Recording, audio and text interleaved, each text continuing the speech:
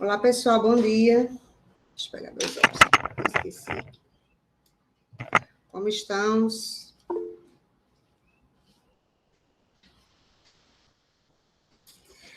Eu estava até dando um tempinho, porque a professora Amanda tinha pedido um tempo aqui no início da aula, só que ela não entrou ainda. Aí, enfim, vou conversando aqui, se ela não entrar até a gente terminar, de falar, de fazer essa introdução, aí a gente começa, e de repente ela no final, ela entra, né? Enfim, vamos continuar. Deixa eu ver, Adalberto. Adalberto vai sim, só que aí tá com os monitores, né? Eu devolvi para eles corrigirem, e quando eles corrigirem, eu coloco a nota, tá certo? Sim, e eu queria começar me desculpando com vocês. Eu esqueci completamente de colocar o roteiro no Cigarra. Na verdade, eu achei que eu tinha colocado. Aí, quando foi ontem, eu vi no fórum que o Ricardo colocou, né, perguntando do roteiro. Aí eu disse, oxe, não está lá não. Aí, quando eu fui olhar, eu vi que realmente não estava. Né? Então, hoje a gente vai fazer um pouquinho diferente, porque eu realmente coloquei o roteiro ontem, né? O da semana, né? O de hoje e o de amanhã, e o de quinta-feira. Aí, o de hoje, eu não vou abrir o roteiro, eu vou abrir o slide e vou explicar, tá? Aí vocês, né, podem me interromper, podem tirar suas dúvidas, justamente porque realmente eu não coloquei com antecedência. Mas o de quinta-feira a gente faz normal, tá certo? A aula de quinta-feira é uma aula de exercícios, né? Para a gente tentar fixar esses conceitos aí, envolvendo principalmente potência, né? Com circuitos alternados, para a gente né, tentar realmente sanar algumas dúvidas, caso tenham, certo? E eu queria perguntar de vocês, quem pôde participar, né? Como é que foi a oficina ontem, né? Vocês foram? O que é que vocês acharam? Foi boa, viu, professora? Foi Foi boa de boa? verdade mesmo. Que bom que deu certo. Rafael ainda ficou no final tirando mais dúvidas, tipo, podia trazer questão. Foi legalzinho. Eles são ótimos, realmente, assim, eles são bem atenciosos. O negócio é porque, realmente, nesse remoto, eles estão um pouco ocupados, né? Assim, não estão podendo dar mais atenção do que o que normalmente eles já dão, né? Mas, sempre que precisarem, né, eu tenho certeza que os monitores, eles né, vão ajudar, se eles puderem realmente, certo? Alguma pergunta, algum comentário mais? Sobre alguma outra coisa, laboratório, enfim, alguma aula, alguma coisa específica?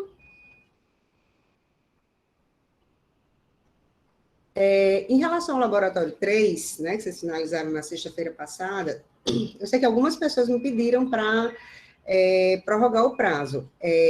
Sinceramente, assim, quando eu vejo que é uma questão de dificuldade do assunto, assim, é uma coisa que eu não gosto de fazer, é mudar datas, mudar prazos, tá? Eu realmente não gosto de fazer isso, né? Não só na disciplina, mas na minha vida pessoal mesmo, assim, se uma coisa está marcada a tal hora, assim, eu cumpro, eu sempre sou pontual, enfim, eu tento organizar tudo direitinho. Aí, em que situação, por exemplo, eu mudaria? Né? Eu coloquei o roteiro na sexta-feira, aí vamos supor, se tivesse um monte de dúvida no fim de semana no fórum, se eu visse que as pessoas estavam tentando fazer e estavam tendo dificuldade com o assunto, aí isso é uma coisa, né? Se a gente teria que parar, de voltar atrás, de rever alguns conceitos e tal. Mas eu sei que a maioria das pessoas, claro que eu não estou dizendo que é todo mundo, mas a maioria, eu sei que deixou para fazer na véspera. Isso, para mim, não é uma razão de justificativa para prorrogar prazo, tá? Porque eu acho que todo mundo precisa se organizar, né? Eu sei que a gente tem muita dificuldade com muitas coisas, né? Principalmente nesse remoto que está tudo muito atropelado, assim, muito corrido, né? Assim, as coisas ainda estão um pouco incertas, mas mesmo dentro desse caos que a gente, né, vive, que é essa pandemia, a gente precisa ter a nossa organização, a nossa rotina, tá? E é por isso que eu não mudo, para a gente tentar se organizar, né? Assim, porque se toda vida eu ficar protelando, porque toda vida sempre alguém pede, né? Se toda vida eu ficar mudando prazo, isso vai virar uma rotina. E não é uma coisa que eu gosto de fazer, tá? Então, assim, vamos tentar se organizar, porque eu já coloco com antecedência, para que vocês possam realmente ter tempo para fazer essas coisas, né? Certo? Mas, enfim. Antônio, eu acho até. Eu vi eles comentando que talvez fosse gravado. Não sei se eles realmente gravaram. Posso perguntar e qualquer coisa eu coloco o link no cigarro para vocês terem acesso, né? Tá certo, professora. Pelo Eles menos vai deixaram ajudar muito, né? material. Como é, Leonardo? Não entendi. Eles não chegaram a gravar, mas pegaram o material todinho e disponibilizaram lá no grupo. Ah, pronto. Você está nesse grupo lá da monitoria, Antônio? Não, não tô não. Aliás, eu nem sabia que tinha. Mas, rapaz, não diga isso, não. No primeiro dia de aula eu falei desse grupo. O link está É lá no pior Cigarra desde a primeira semana. porque é tanto compromisso que eu tô tendo, sabe que é Não, uma mas correria total. esse grupo do WhatsApp, na verdade, os monitores, eles avisam, meu horário de atendimento começou agora. Né? Eu acho interessante vocês participarem. Tem um link lá naquele documento, um documento lá no primeiro tópico, né? Links importantes, né? Aí tem alguns links, um deles é do grupo da monitoria, certo? Certo, obrigado, professor. Assim, claro, se você quiser, né? Não, claro que não é Não, obrigatório. não, tranquilo, eu vou procurar, com certeza. Certo? Estágio. O Sim, horário, né, Cristiane? Na verdade, professora, então acho que tem uma questão do roteiro desse de análise de circuito em CA que nem eu nem Rafael conseguimos chegar a mesma resposta. à mesma resposta e a nossa estava dando bem parecida. Entendi. Eu posso dar uma olhada para ver, né? Mas, sim, do roteiro, né? Você falou. Essas questões do roteiro, algumas são questões de algumas listas antigas que até os próprios monitores fizeram o gabarito, né? Eu não sei se é o caso dessa questão em específico, mas assim, sempre quando alguém diz, eu tô achando que não dá certo, eu sempre olho para ver se é ou se não é, e é bom que se for um erro, eu já até corrijo, né, mais para frente, tá certo? Depois você me diz qual é essa questão, Digo, acho que é a 4, se não me engano. mas de qual roteiro? De análise de circuito em CA. Se o que é tipo uma aula de exercícios, né? É, Entendi. A questão 4 é? se eu não me engano, é. E se tu estiver enganado? Depois que tu vê direitinho qual é, me diz, Vejo. certo? Cristiane, mas porque tem horário de atendimento que é à noite. Esses também não dá certo para você, nem os do sábado, porque tem horário de atendimento no sábado e tem horário de atendimento à noite também. Não dá certo para você esses horários?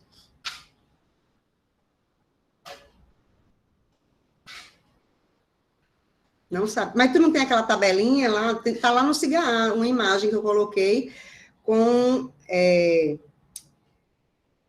os horários deles, né? Eu acho que tá lá direitinho, sábado, à noite, de manhã, realmente, assim, quem trabalha de dia e estuda à noite, realmente não tem como, né? Mas tem horário no sábado. Mas então qual seria um horário, Cristiano, para a monitoria que daria certo para você?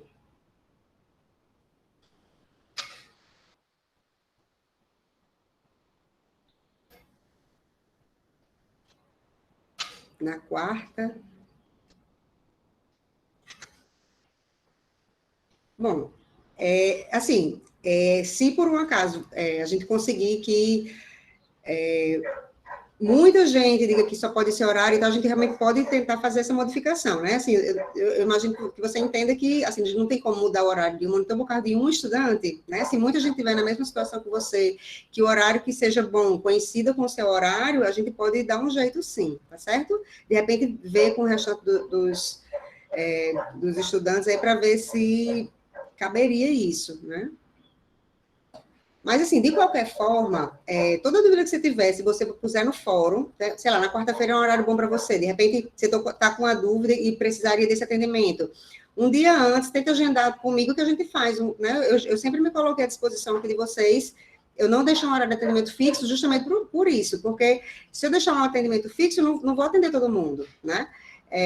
Então, assim, sempre que vocês quiserem, eu estou com dúvida nesse assunto, né? Pelo menos um dia antes, diga, vamos agendar tal dia, tal horário, dá certo? Se der certo, para mim a gente agenda, se não der, eu proponho, vejo né, com o meu horário, diga, podem ser tal horário, então, tal horário, ou tal dia, então a gente tem como acertar isso, tá bom? Mas deixem sempre no fórum que a gente vê, né? Certo? Algo mais, pessoal, antes de a gente começar?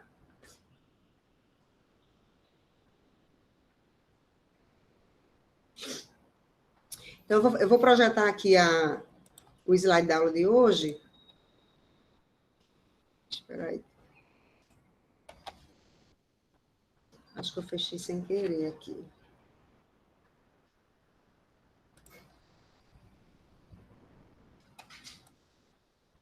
Ah, meu Deus, eu tenho fechado mesmo.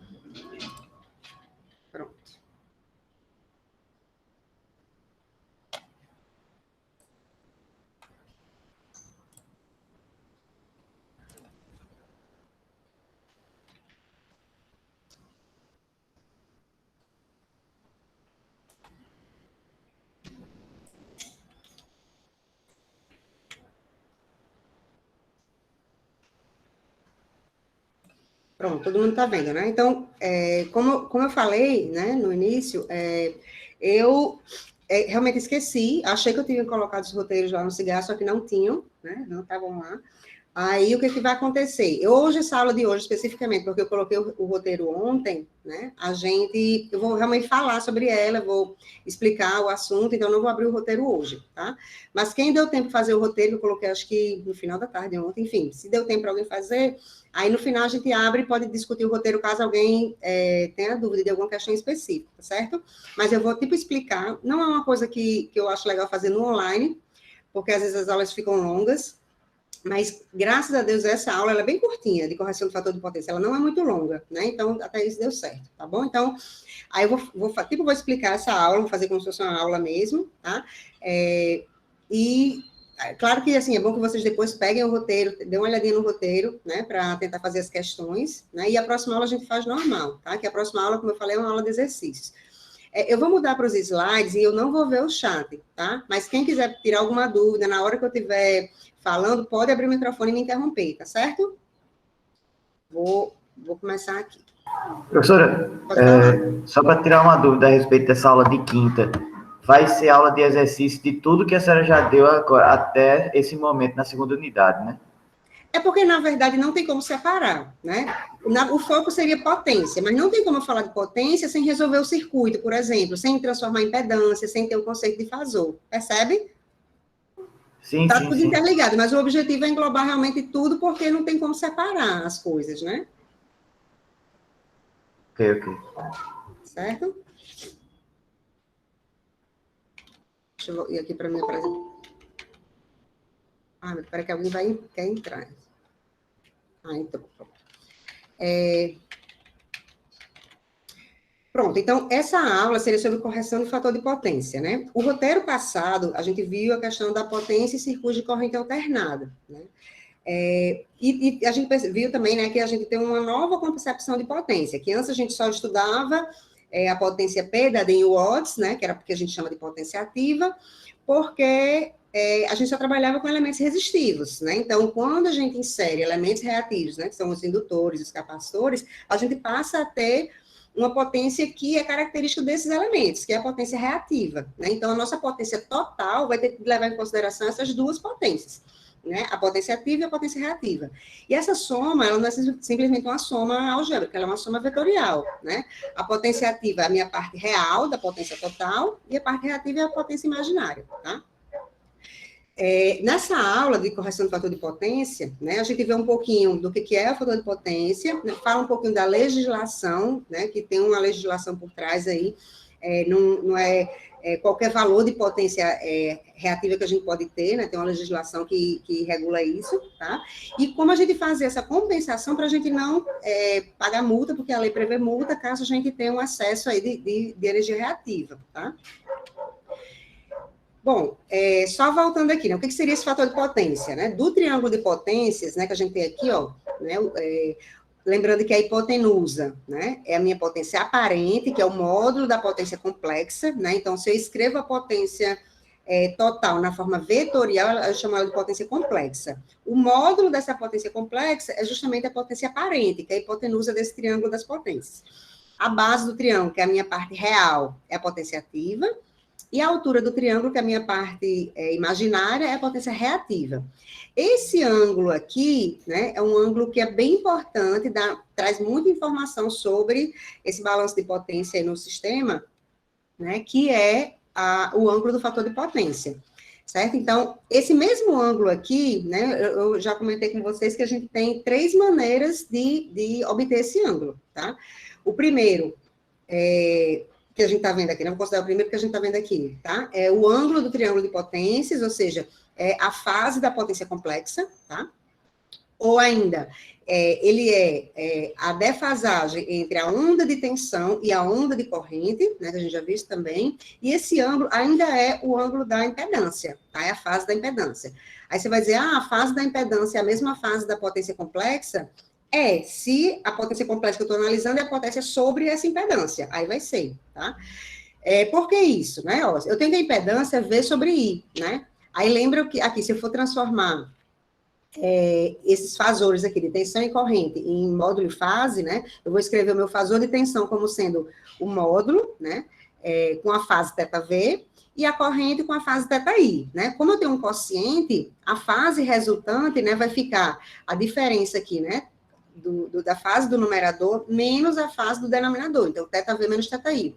Esse ângulo aqui, né, ele tanto é a defasagem, né, entre a onda de tensão e corrente, né, está explícito aqui, como ele é o ângulo também da impedância, tá? Que também é o ângulo do triângulo de potências, tá? Então, esse ângulo realmente ele interliga muita coisa, amarra muita coisa dentro do circuito. E o fator de potência, ele é justamente o cosseno desse ângulo, né? Então, é o cosseno do ângulo do triângulo das potências, é o cosseno da impedância, do ângulo da impedância, e é o cosseno da defasagem entre a onda de tensão e corrente. Tudo isso é fator de potência. Como ele é um cosseno, ele varia entre, teoricamente, seria entre menos 1 e 1. Só que o fator de potência, a gente sempre considera ele positivo, ele varia entre 0 e 1. Eu vou mostrar a vocês por quê e o que é que implicaria da gente ter um fator de potência negativo, tá? Eu vou falar isso já já, tá? Mas, então, ele é um cosseno, então, para a gente, ele vai variar entre 0 e 1. Sempre a gente vai considerar o fator de potência positivo, tá? Bom, a gente viu também na aula de impedância, né, que a gente pode ter a carga, a relação entre tensão e corrente, dependendo do elemento, a gente vai ter uma diferença, né? Então, por exemplo, se eu tenho uma carga puramente resistiva, a gente viu que a onda de tensão, ela coincide com a onda de corrente. Ela não tem uma defasagem entre elas, né? Está lá na aula de impedância, quem esqueceu e quiser relembrar, tá? Então, isso implica em quê? Que o ângulo da tensão é igual ao ângulo da corrente. Ou seja, θV menos θI vai ser 0. Então, essa defasagem é 0, tá? Sendo essa defasagem 0, o que acontece? Né? Se θV igual a θI, a diferença dos dois vai dar 0. Então, eu tenho um fator de potência igual a 1, né? Que é uma característica de um fator de potência de uma carga que é puramente resistiva, certo? Já se eu tenho uma carga puramente reativa, né? Sim, só comentando, é que nesse caso, se eu tenho um fator de potência igual a 1, se eu olhar lá no meu triângulo, vou até voltar lá para a gente ver. Se eu vou aqui no meu triângulo, né? Se eu tenho esse ângulo sendo 0, quer dizer o quê? Que a minha potência reativa é 0. Eu vou baixar essa hipotenusa até que coincida, a hipotenusa vai coincidir com a base, né? Se o que for 0, ou seja, o ângulo é 0. Esse ângulo é 0, então esse triângulo vai baixar. O S é igual ao P, né? É isso que eu estou mostrando aqui para o caso da carga puramente resistiva, certo? Se eu tenho uma carga puramente reativa, ou seja, só indutor ou só capacitor, o que vai acontecer? A gente viu que no caso da carga indutiva, a corrente é atrasada 90 graus em relação à tensão. Isso no caso de eu só ter indutor, né? A corrente é atrasada 90 graus em relação à tensão. Já no caso da carga capacitiva, a corrente ela é adiantada, né? 90 graus em relação à tensão. Isso vai dar uma diferençazinha no ângulo, né? Ó, por exemplo, no caso da indutiva, a gente tem que esse ângulo é 90 graus, porque quando eu faço θV menos θI, como a corrente está atrasada em relação à tensão, o ângulo da tensão vai ser maior que o ângulo da corrente, né? Então, a gente vai ter aí um ângulo positivo aí do fator de potência. Já no caso da carga capacitiva, a gente vai ter o ângulo da tensão sempre vai ser menor que o ângulo da corrente, né? Porque a corrente está adiantada. Então, esse ângulo aí vai dar sempre negativo, tá? Se for puramente indutiva, vai dar 90, puramente capacitiva, menos 90. Esses dois cossenos aqui, o que vai acontecer, né? Ele vai dar sempre 0, se a carga for puramente reativa. Isso implica em quê? Pensando no triângulo, né? A gente tem a hipotenusa, que é o S, a base, que é o P, e a altura, que é Q. Se eu tenho o ângulo de 90 graus, né, quer dizer que o S é paralelo ao Q, ou seja, eles são iguais, né? O S é igual ao Q, né? Vou colocar aqui. E a minha potência ativa é 0, né? Então, no caso de eu ter uma carga puramente reativa, tem sentido eu não ter potência ativa. Por quê? Porque a potência ativa, ela é associada aos elementos resistivos. Se eu não tenho resistor, então eu não tenho potência ativa, né? Que é o P e o Watts, certo? Então, ó, o que acontece aqui? Por esse ângulo, né? O ângulo deu positivo, o ângulo deu negativo. Então, eu já sei se a minha carga é indutiva ou se ela é capacitiva. Então, se a minha carga der no primeiro quadrante, né? Ela vai ser positiva, ou vai ser indutiva. Se ela der no quarto quadrante, ela vai ser negativa, ela vai ser capacitiva. Então, aí o que acontece? Vocês vão perguntar, e esse ângulo só vai variar entre 0 e 90? Lembrem que é uma onda senoidal, né? Então, assim, eu tenho como, se por um acaso ela der 100, né? Eu posso rebater ela 180 graus e deixar ela no quarto quadrante, né? Então, tudo depende de uma referência porque é uma onda senoidal. Então, a gente sempre vai considerar esse menor ângulo, tá? Então, a gente vai considerar, e ele sempre vai cair entre 0 e 90 aí, tá certo? A gente sempre vai considerar o menor ângulo mesmo. Bom, aí a gente viu o caso, né, de ter uma carga puramente resistiva, que é quando o fator de potência é 1, e a gente viu o caso de ter uma carga puramente reativa, que vai ser, o fator de potência vai ser 0, tá? Então, a gente vai ter essa variação entre 0 e 1.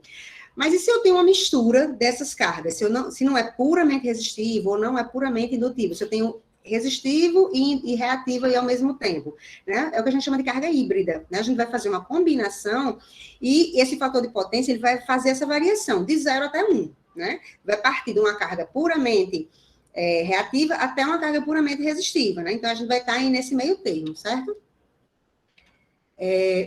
A gente viu, né? Carga puramente resistiva, fator de potência 1, reativa, fator de potência 0. As cargas híbridas, a gente realmente vai ter essa variação, vai ser entre 0 e 1, tá? Aí, como seria isso, né? Aí a gente já não vai dizer que é puramente reativo ou puramente resistivo, a gente vai dizer que é predominantemente, tá? Aí, dentro da carga reativa, né, digamos assim, da carga híbrida reativa, a gente vai considerar, né, que ela é indutiva ou que ela é capacitiva, né? A gente pode dizer que ela é predominantemente indutiva ou é predominantemente capacitiva, certo? O que caracteriza isso? Aquele ângulo lá que a gente viu, né? Se o ângulo der entre 0 e 90, a carga vai ser indutiva.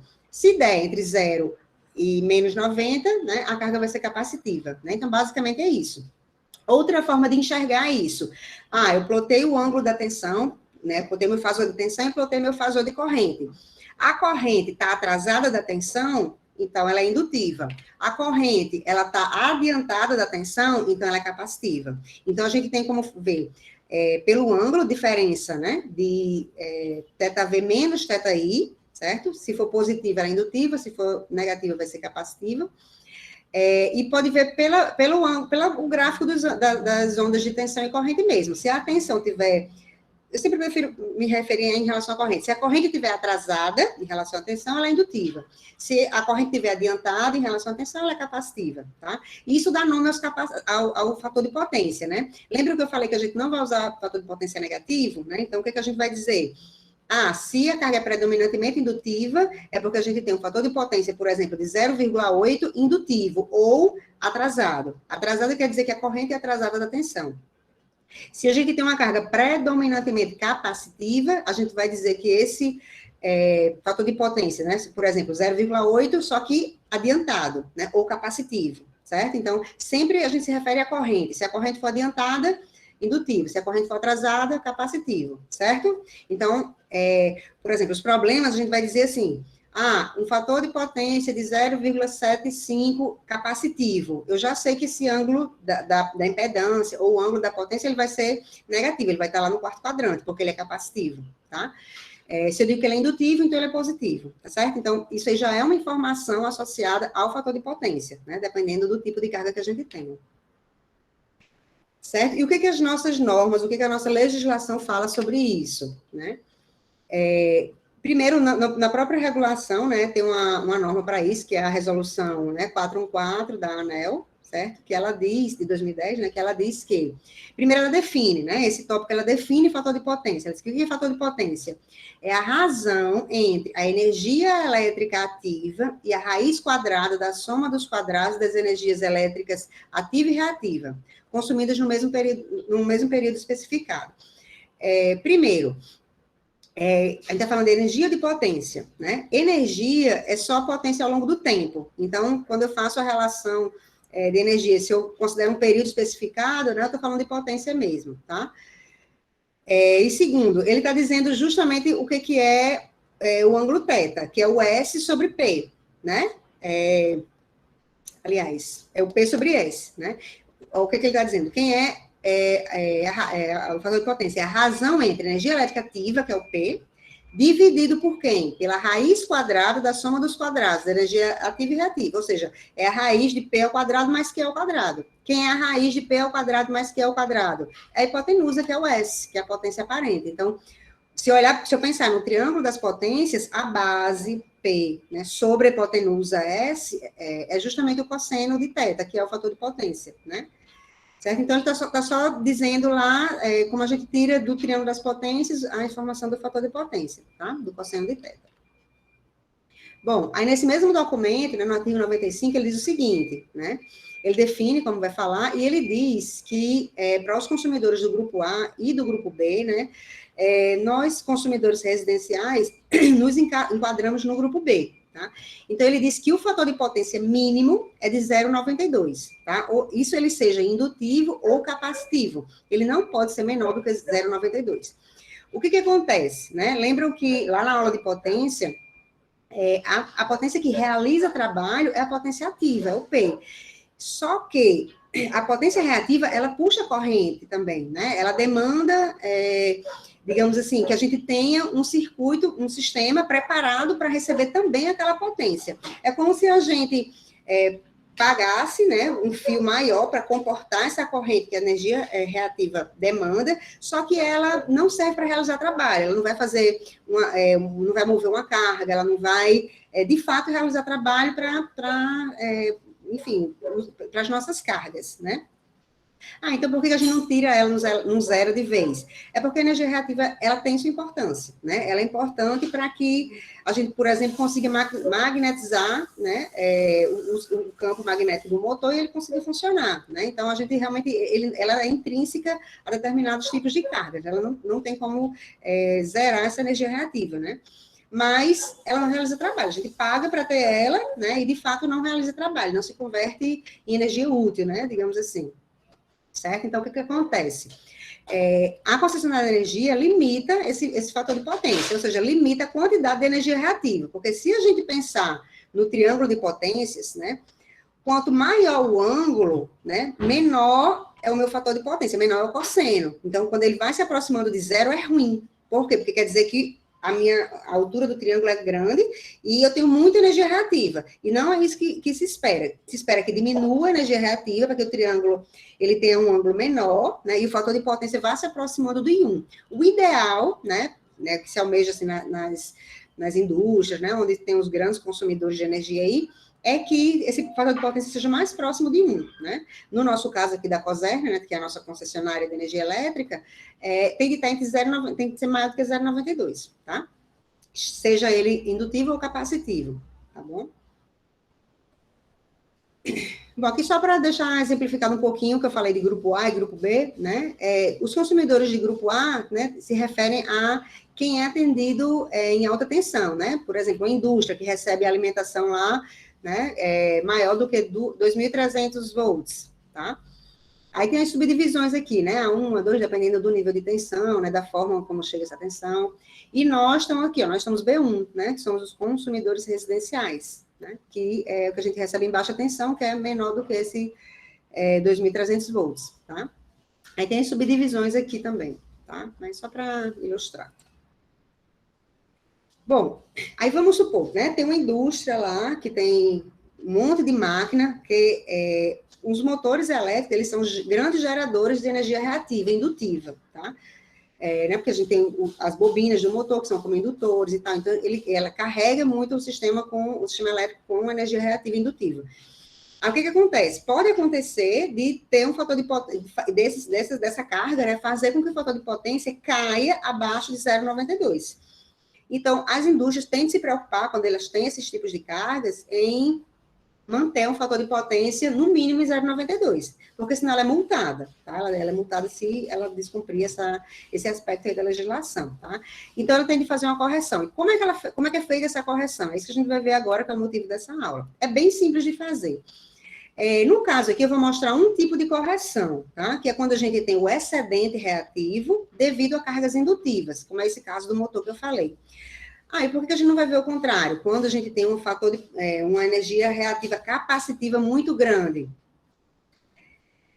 porque não é comum, né? Assim, se acontecer de existir uma carga que tem um capacitivo muito grande, que faça com que o fator de potência, né, caia abaixo de 0,92, precisa ser corrigido também. E a compensação é sempre feito o contrário, né? Porque, olha só, o indutor tem uma energia reativa positiva, né? Pensa no triângulo de potências positivo. Já o capacitor, o triângulo de potências que ele gera é para baixo, né? Porque a energia reativa dele é negativa. Então, um compensa o outro. Se eu tenho muito capacitor, eu vou botar indutor para compensar. Se eu tenho muito indutor, eu vou botar capacitor para compensar, certo? Então, quando fala assim em correção de fator de potência, sempre vocês vão ver o pessoal falando em botar capacitor. Por quê? Porque é comum a gente ter na indústria, né, enfim, nos grandes consumidores, uma energia reativa indutiva alta. Então, a gente vai precisar colocar capacitor para compensar, para baixar esse indutivo aí. Professora, mas, pode falar. Só uma dúvida. Aí, no caso, se eu tivesse, por exemplo, eu tenho um motor lá elétrico trabalhando, aí vai essa energia reativa, às vezes a gente até observa, por exemplo, que a luz fica fraca ou os outros eletrodomésticos não funcionam com a mesma potência em si. Isso é devido à energia reativa? Não. Isso porque assim, se você está trabalhando com determinada potência lá, e essa potência cai, é porque baixou ou a tensão ou a corrente, ou os dois. Entendeu? Assim, isso quer dizer que, em vez de chegar a 220, por exemplo, chegou menos de 220. É uma baixa na tensão, isso aí. Ah, sim. Certo?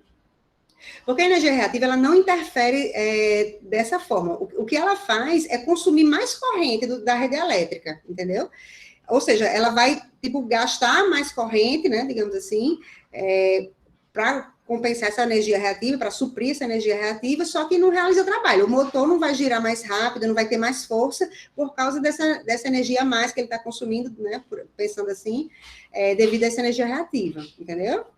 Certo. Então, do ponto de vista das concessionárias, é melhor que tenha energia reativa? Não, que não tenha. Porque, olha só, vou ver se eu consigo ser mais claro. Porque eu estou pensando na parte do lucro, sabe? Entendi. Olha, porque olha só, vamos supor, você tem uma carga, uma instalação, e você diz, Coserne, eu quero que você me forneça energia elétrica. Ela, ok, quanto é que você quer para fornecer, quanto é que você quer de energia? Minha potência instalada vai ser de tantos volt-ampere, de tantos kilowatts, enfim, você vai dar a potência instalada lá. Ela vai calcular a instalação que vai ser necessária para suprir sua carga, considerando, por exemplo, uma determinada bitola de fio, tá? Vou usar um fio X. Esse fio, se por um acaso você usa muita energia reativa, esse fio não vai dar, você vai puxar mais corrente, né? Então, você vai precisar já de um sistema elétrico maior. Então, esse investimento da energia elétrica maior, não tem como a concessionária cobrar de você, porque ela vai cobrar pela potência ativa, os quilowatts que você usa, quilowatt-hora que você usa. Se você usa muito reativa, ela não tem como fazer essa cobrança, entendeu? Por quê? Porque ela não realiza trabalho. Então, o que ela vai fazer? Olha, eu vou fornecer essa instalação para você, mas você só pode usar até tanto de reativo, ou seja, mede pelo fator de potência, né? Até chegar no fator de potência aí de 0,92. Se cair disso, você vai me pagar mais, porque o sistema que eu forneço para você é com essa característica aqui. Não sei se você entendeu mais ou menos assim, o que eu quis dizer. Entendi. Entendeu? Assim, porque você usa uma energia, né, vai puxar a corrente, que você não consegue converter em trabalho. Então, para a concessionária é ruim, porque ela tem que estar preparada para fornecer essa corrente, só que ela não pode cobrar por ela, né? Então, é uma forma dela cobrar, de certa forma, né, se você usar esse reativo aí, certo?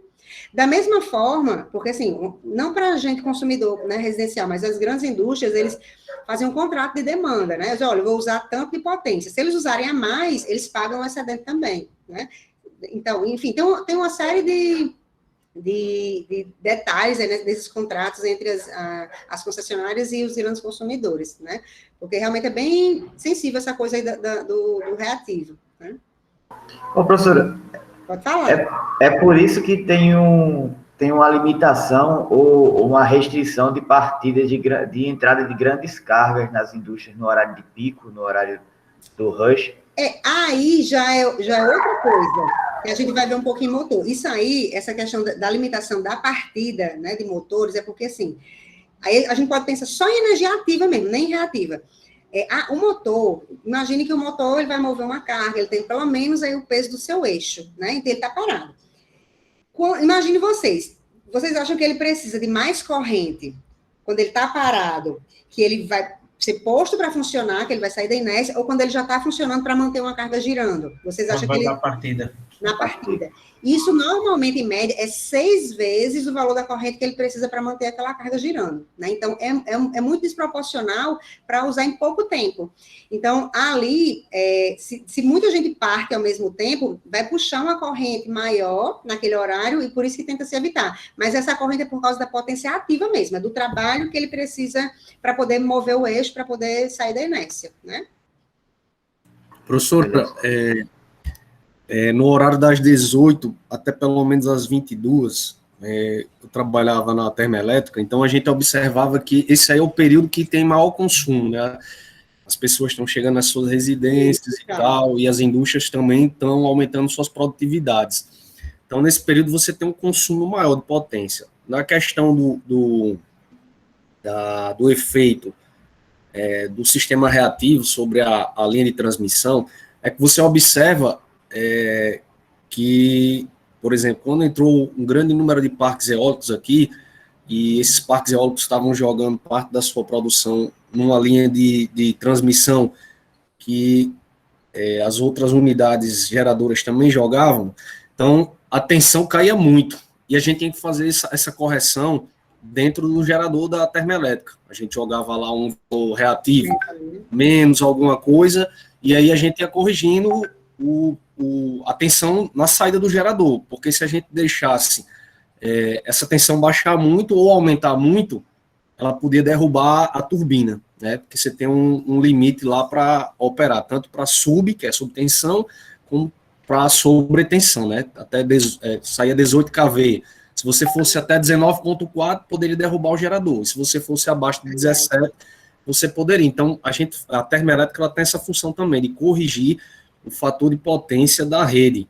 Como as eólicas são vários motores entrando de uma vez só, então causa esse baixo fator de potência aí. Você tem que fazer essa correção. Por isso que eu falei naquela aula que esses bancos capacitivos que foram instalados recentemente têm suavizado esse efeito aí. Ah, entendi. Era um banco de capacitor mesmo, né?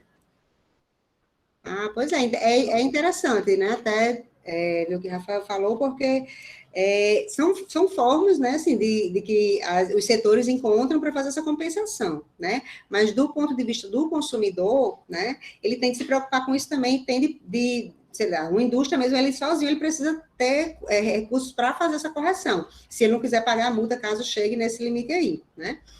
Bom, então, o que a gente vai fazer, né, na correção do fator de potência? Vamos supor, como eu falei, a gente só vai fazer a correção de cargas altamente indutivas, adicionando capacitores. Mas a lógica, se a gente precisasse um dia fazer o contrário, seria a mesma lógica, tá? Eu vou mostrar a dedução aqui, mas ela é simples, né? Mas, assim, vocês podem usar a equação no final, não precisa refazer essa dedução. Mas é bom que entenda, porque ajuda na compreensão da ideia, tá?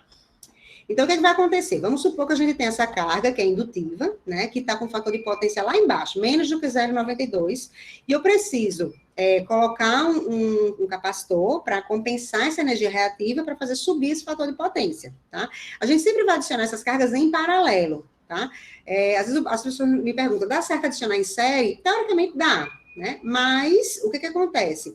Está lá o sistema todo funcionando. Para botar em série, eu tenho que abrir e inserir, né? Então, é melhor que eu coloque em série, que eu já faço conectar, desconectar, e não interfiro no que já está funcionando. Então, por isso, a gente sempre vai conectar em paralelo. Então, a gente vai colocar uma carga capacitiva, que é só um capacitor, né, em paralelo, né? No caso da indústria, que precisa de uma carga grande, aí é daí que vem o nome de banco de capacitores. Então, é uma combinação de vários capacitores, na verdade, certo? Bom, então o que a gente vai fazer? A gente vai fazer essa compensação, né, ou seja, a redução da energia reativa, né, para tentar fazer essa compensação aí. Vamos voltar lá para o triângulo de potências. A gente tem aqui a hipotenusa, que é a nossa potência aparente, vou chamar aqui os valores iniciais de 1, tá? Então, eu tenho primeiro uma potência aparente, tenho uma potência reativa e tenho um ângulo de fator de potência aí. Espera que alguém pedir para entrar. permitir que eu não sei quem. Então, o que é que vai acontecer? No caso da energia ativa, eu não coloquei diferenciação. Por quê? Imagine aí, eu tenho um motor funcionando e quero fazer essa correção do fator de potência.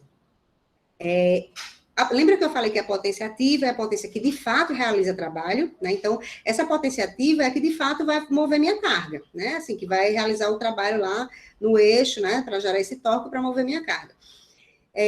Independente da parte reativa, eu quero que esse motor continue funcionando da mesma forma. Então, a potência ativa que eu tinha antes, o trabalho que eu realizava antes, é o mesmo que eu quero para depois. Então, eu vou considerar na minha compensação do fator de potência que a minha potência ativa ela não vai ser alterada, tá? Por quê? Porque eu quero que o motor continue funcionando da mesma forma. Eu só quero compensar esse reativo excessivo aí, certo? Então, o que vai acontecer? Eu quero sair dessa energia reativa Q1, que seria o triângulo todo, e quero passar para essa energia reativa Q2, tá? Eu quero diminuir essa energia reativa. Com isso, eu vou diminuir esse ângulo, né? E vou aumentar o cosseno, né? Vou aumentar o meu fator de potência, que é o objetivo. Certo? Então, eu só quero que, assim, se não tiver ficado claro o que a gente vai fazer, eu quero que vocês, né, me digam para a gente compensar, ou para a gente reforçar. Eu vou sair, ó, desse triângulo primeiro aqui, ó, S1, Q1, tá? E vou sair para esse outro triângulo aqui, S2, Q2, tá? O primeiro tem um ângulo θ1, o segundo tem um ângulo θ2. Então, o que eu preciso fazer? Eu preciso saber que quantidade de reativa é essa aqui, ó, né? Porque, lembrem que eu vou somar uma energia reativa ao primeiro triângulo, para que o resultado seja Q2. Então, eu vou somar Q1 mais a compensação para ter Q2. Para eu sair de Q1, que é maior, e chegar em Q2, que é menor, eu preciso somar com alguma coisa negativa. Por isso que a gente vai inserir o capacitor, que tem energia reativa negativa, tá?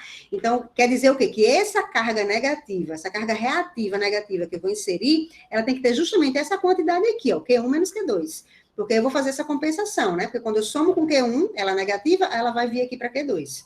Aí eu consigo alterar aqui os ângulos, né? Isso é consequência aqui. O meu objetivo realmente é mexer na altura do triângulo, no reativo, que a hipotenusa eu calculo em função disso que eu encontrei, tá? Certo? Então, essa diferença eu vou chamar de QC. Por quê? QC é a energia reativa que vem lá dos capacitores. Ela vai ter de ter essa quantidade, que vai ser Q1 menos Q2, tá? Então, vamos achar quem é essa quantidade de energia reativa vindo do capacitor, né? Então, a gente sabe que a impedância capacitiva, ela vai ser menos J sobre ômega C, né? Na verdade. O XC, ele é 1 sobre ômega C, tá? Menos J porque aqui eu fiz a racionalização, né? Menos J sobre ômega C, então 1 sobre ômega C vai ser a minha reatância capacitiva, certo? Como tá aqui.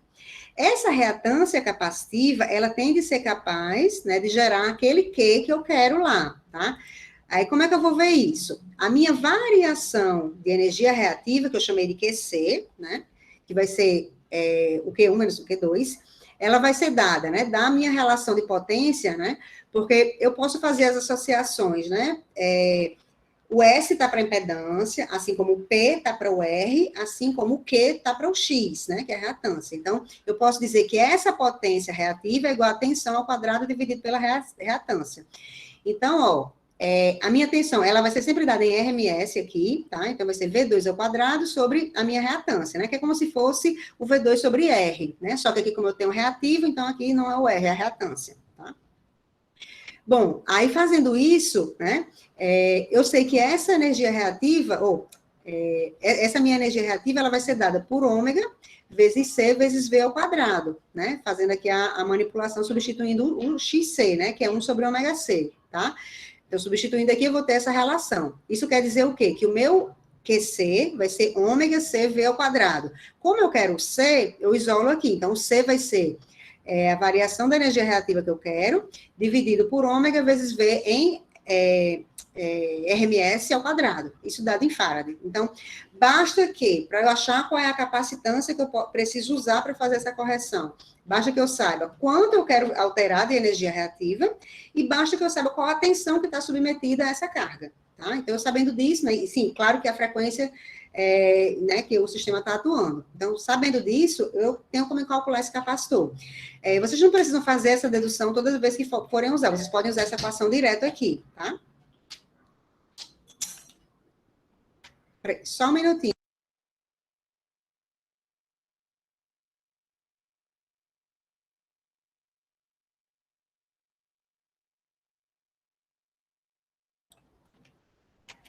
Certo? Então, vamos lá, como é que a gente vai calcular esse capacitor? Né? A gente vem aqui, tem um exemplozinho aqui. Então, vou ler e depois eu mostro, né, as principais informações que a gente tira daqui.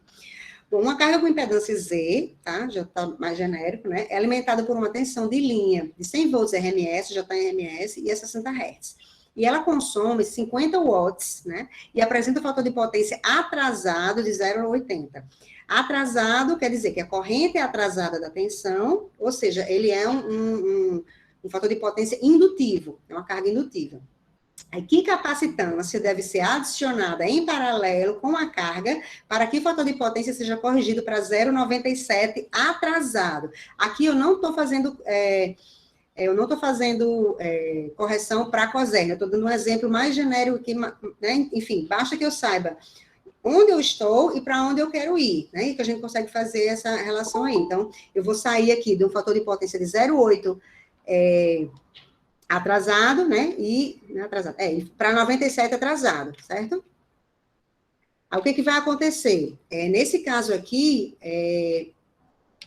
a gente vai pegar as principais informações. A nossa potência ativa, 50 watts, tá? Foi o que é dado. E essa potência, ela vai se manter, tanto ela vai ser no meu sistema antes, como no meu sistema novo, corrigido, vai ser a mesma potência. E a gente tem um fator de potência atrasado de 0,8, tá? E a gente quer passar para que situação? Uma potência ativa de 50 watts, tá? Com um fator de potência atrasado de 0,97, né? Então, vamos reverter isso em potência reativa, para a gente ter uma noção de quanto vai ser essa variação. No caso, né, da nossa situação inicial, o que é que vai acontecer? O ângulo, né, vai ser 36,87, né? Eu sei porque eu conheço o fator de potência. E é positivo porque ele é atrasado. Se fosse um fator de potência adiantado, esse ângulo já seria negativo, tá? Se tiver mais dificuldade, pode desenhar o triângulo e botando as informações, que eu acho que fica mais claro de ver, certo? E a minha nova situação, o meu P, ele vai se manter, né? E ele quer ir para que ângulo? Para 14 graus agora, que corresponde ao 0,97, né, do fator de potência lá atrasado. Fazendo isso, eu consigo calcular as potências reativas. No primeiro caso, né, de novo, do triângulo lá, eu tenho como ter essa relação. Então, a minha potência reativa, no primeiro caso, na minha situação inicial, né, vai ser P vezes a tangente desse ângulo inicial, né, que vai dar 37,5 volt ampere reativo. Já a minha situação, para onde eu quero ir, né, eu quero passar de 37,5 volt ampere reativo para 12,45 volts ampere reativo, tá? Então, eu já tenho definido aí qual vai ser essa variação de energia reativa que eu quero, tá? De potência reativa que eu quero. Quando está definida essa variação, basta usar naquela equação que a gente já, né, vocês já viram como é que se chega a ela, né? E eu vou chegar aí num valor de capacitância de 6,64 microfarads. Então, quer dizer que se eu adicionar esse capacitor em paralelo com a minha carga, né, a gente vai ter essa compensação, a gente vai ter um sistema com aquela energia reativa, com aquele fator de potência desejado, certo? Bom, era esse exemplo que eu tinha para mostrar para vocês. Lembra que eu falei no início da aula, que a professora Amanda tinha pedido um horário para a gente, né, para fazer uma divulgação. Aí eu pedi para que eles viessem no final, se eles não conseguissem chegar no início, né? Então eu vou fazer o seguinte, eu vou passar a palavra para eles e na sequência a gente volta para tirar as dúvidas, né, caso tenha sobre a correção de fator de potência, tá certo? Então, desejar um bom dia ao professor Wilson e a Ednei, né? Um bom dia, né? Vocês têm a palavra agora. Muito obrigado, professora Jossana, bom dia para você, bom dia para os estudantes. Muito obrigado por esse espaço aqui que você está abrindo para a gente trazer boas notícias, para a gente trazer oportunidades para esses alunos, que é exatamente a divulgação de um edital do PRH 26, que é um programa de recursos humanos da ANP, e para que eles possam saber dessa divulgação que já está nos canais da Escola de Ciência e Tecnologia, e também a gente dá uma palhinha sobre o que é o PRH, que muitos não sabem. Então, eu vou apresentar rapidinho aqui para vocês, e no final a gente deixa o contato para eventuais dúvidas.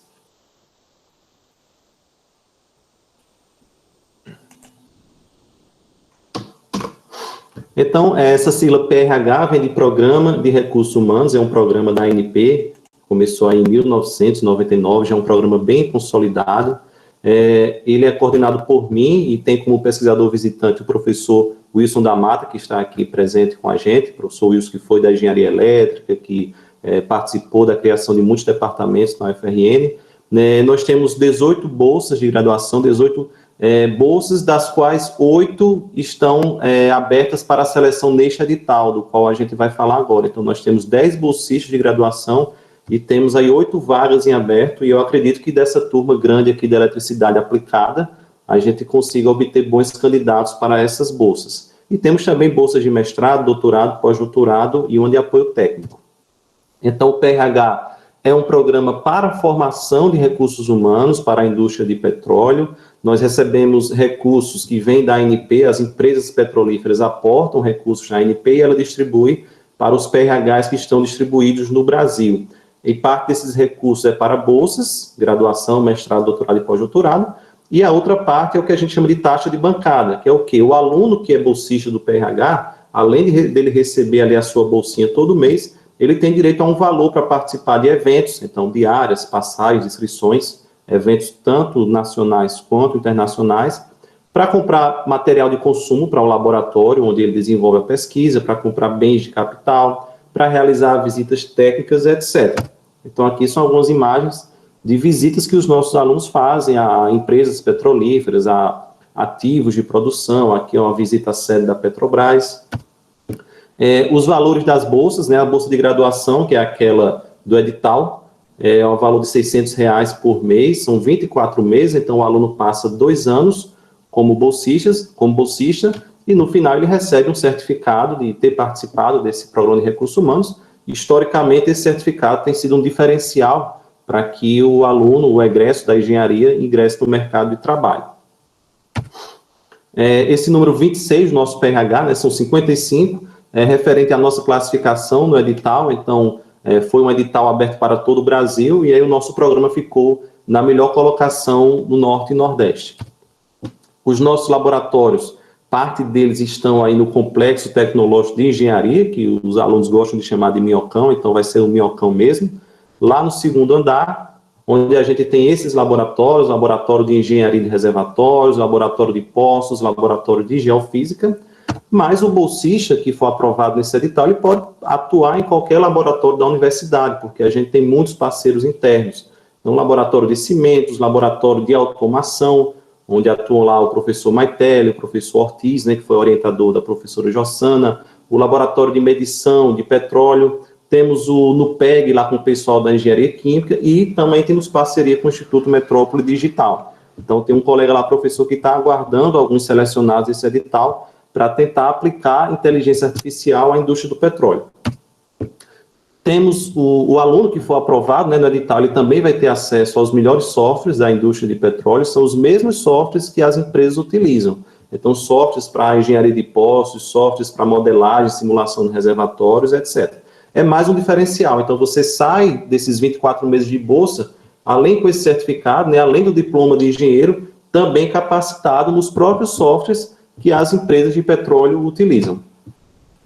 Normalmente, os nossos bolsistas, eles têm parceria, eles acabam participando também da empresa Júnior de Engenharia de Petróleo e do capítulo SPE Internacional, que é um capítulo de estudantes muito premiado, que promove eventos, que aproxima o aluno da indústria, que capacita, que promove eventos onde vocês terão contato com profissionais da indústria, e isso só traz enriquecimento para o seu networking.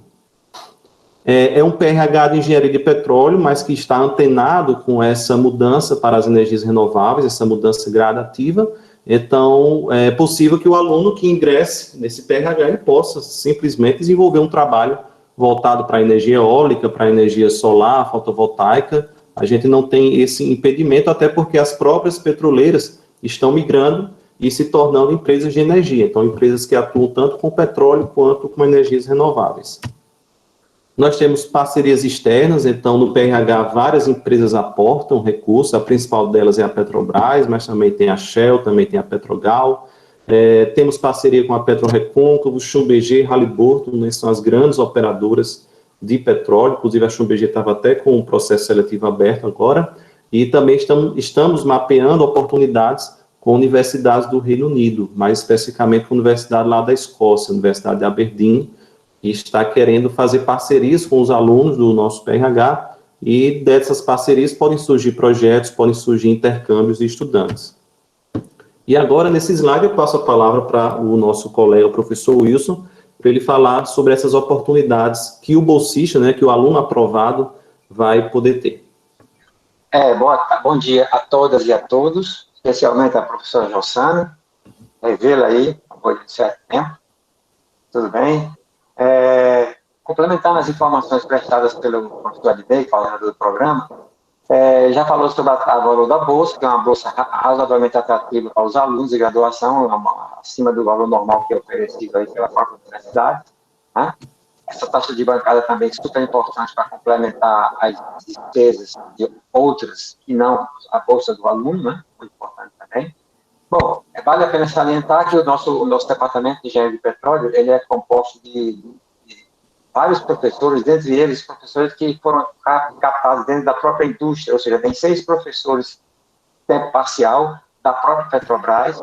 Isso foi proposital para que nós tenhamos um curso muito aplicado, ou seja, o aluno que sai da engenharia de petróleo, ele sairá com uma grande aceitação sob o ponto de vista prático, porque ele já tem muitas informações prestadas no próprio curso dele. Isso que é sempre uma meta do aluno que faz engenharia, por exemplo.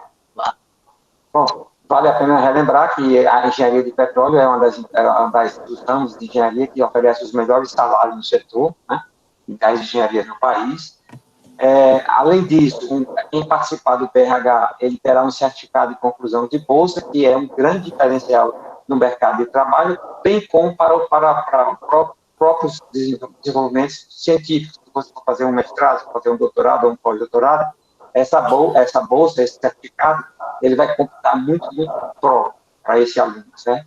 E lembrar para vocês um cenário atual, que aqui é particular do Brasil e particular mais ainda do Rio Grande do Norte, porque a Petrobras ela está mudando o foco dela para concentrar-se no pré-sal brasileiro. Ou seja, ela está basicamente saindo de todas as regiões, inclusive aqui no Rio Grande do Norte. E brevemente ela estará saindo. Isso pode ser uma notícia ruim, claro que é, mas pode ser uma notícia muito boa para o futuro da profissão, porque empresas outras chegarão aqui e a Petrobras estava desinvestindo desde 2015, 2016 até agora. Ou seja, praticamente ela não contratou quase nada.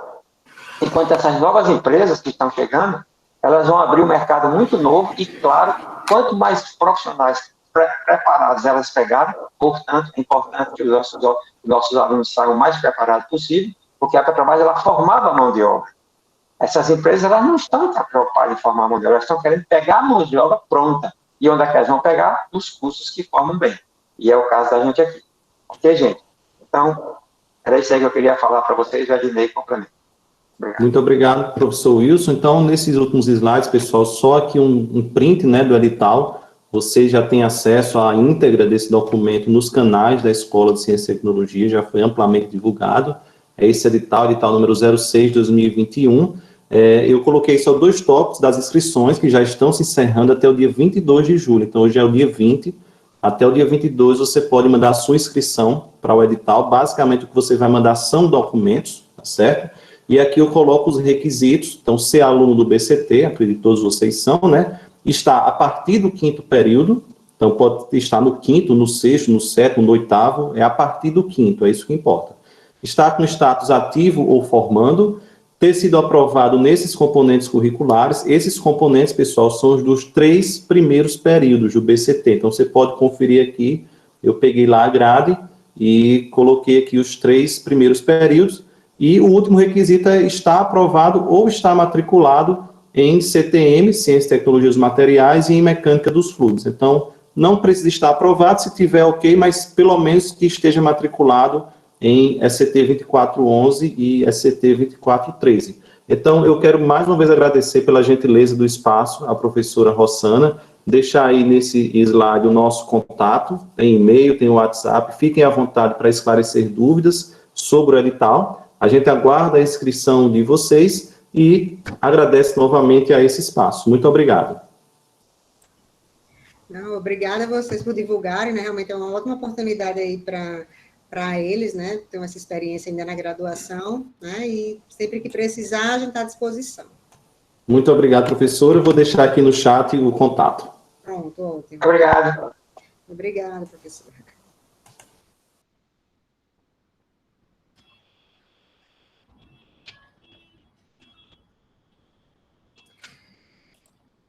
Bom, voltando lá à nossa correção de fator de potência, né? Alguém ficou com alguma dúvida? Alguém quer perguntar alguma coisa? Não entendeu alguma Tem passagem? como voltar na última página do slide lá, quando você estava fazendo... Deixa eu só apresentar de novo aqui. Essa? Tá indo já? Não. Ah, tá indo ainda, né?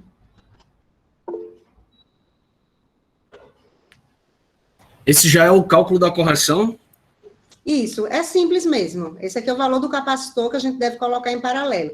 Na prática, esses capacitores, assim, a gente não vai encontrar um valor exato, né?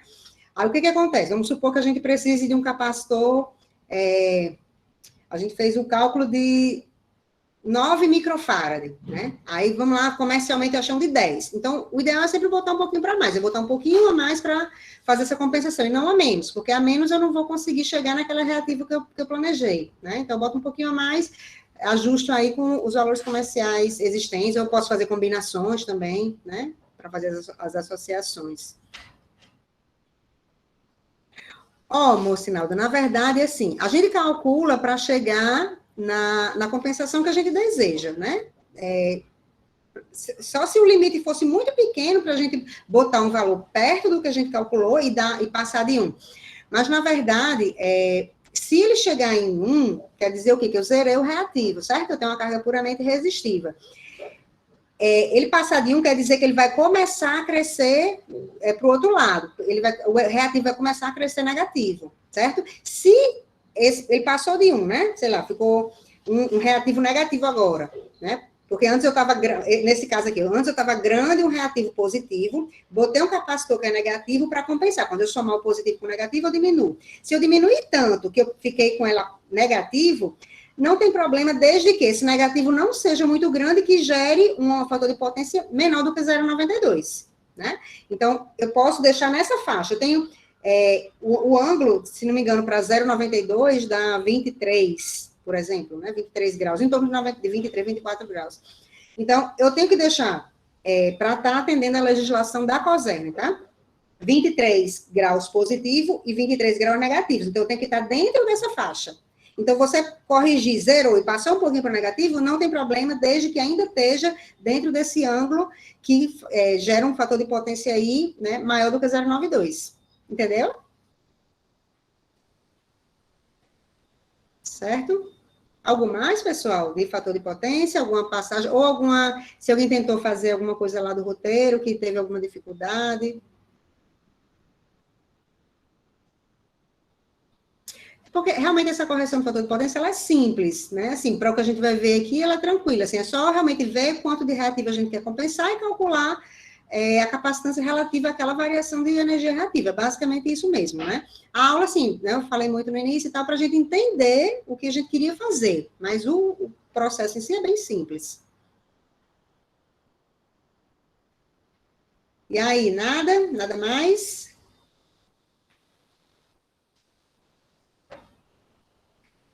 Eu vou colocar aqui deixa eu até copiar aqui.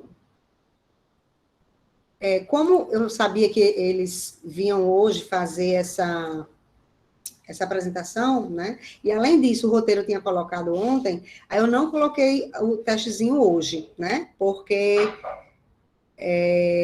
enfim, não tinha sentido, já que vocês não tiveram tempo de ver esse roteiro. Aí eu vou fazer o seguinte, na próxima aula eu coloco o testezinho de correção de fator de potência, tá certo? E de potência, assim, com essa questão de potência reativa, da influência da potência reativa, focando um pouquinho nisso. A gente faz na próxima aula. Hoje a gente vai responder o formulário lá, tá? Vou já colar aqui para vocês. Deixa eu ver o que a Cláudia está dizendo. De olhar o roteiro. Então, esse roteiro é porque eu coloquei ontem, né?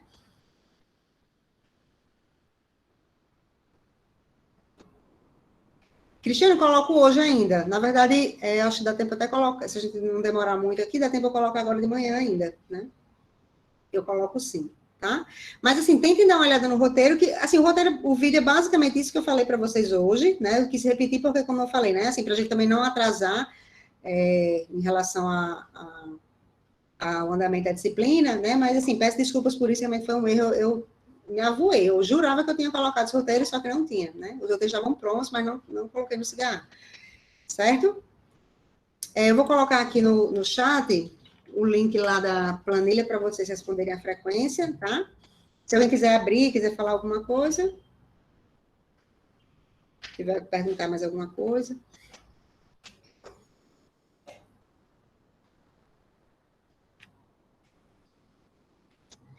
Certo? Vou interromper aqui a gravação.